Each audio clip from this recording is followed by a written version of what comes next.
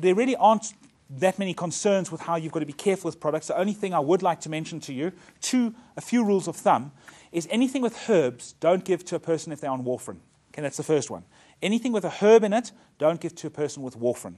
Number 2, if the woman is pregnant, never give her a herbal supplement. There are maybe some exceptions to that. For example, ginger might help with morning sickness, or chamomile might help with calming. But even those two are not proven to be safe during pregnancy. You can give vitamins and you can give minerals, but you can't give herbal things to women that are during pregnancy. The safety has just not been proven.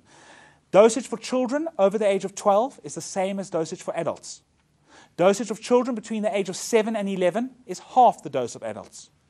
Dose for children between 4 and 6, a quarter of the dose for adults. So now you've got a parameter for recommending to children.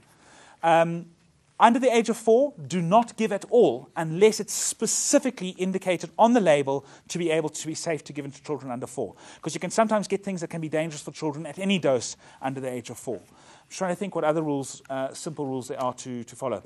St. John's wort, never give anything with St. John's wort to a person that is on the oral contraceptive, on AIDS medication, on asthma medication, or on any sort of medication that is used to prevent rejection of tissue, like if they had a heart transplant, to prevent them rejecting the heart, because it reduces the effectiveness of all of those medicines.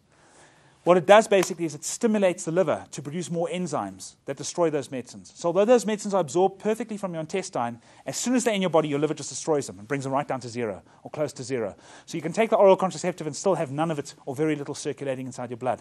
Same with anti-AIDS medicine, same with most asthma medicines, as well as with tissue rejection medicine.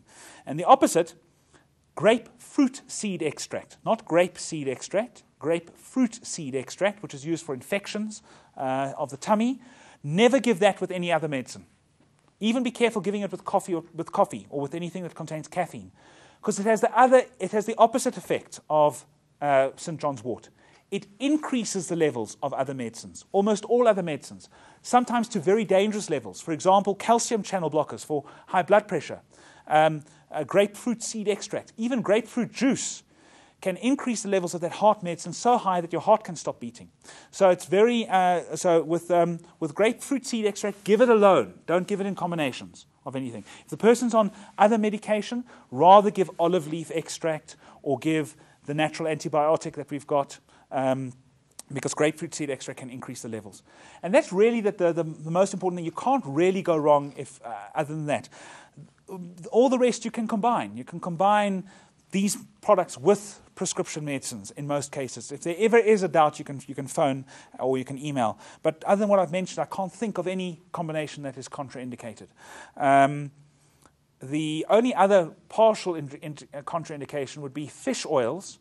You should not use doses higher than 4 grams with people that are on aspirin or on warfarin or on ginkgo biloba.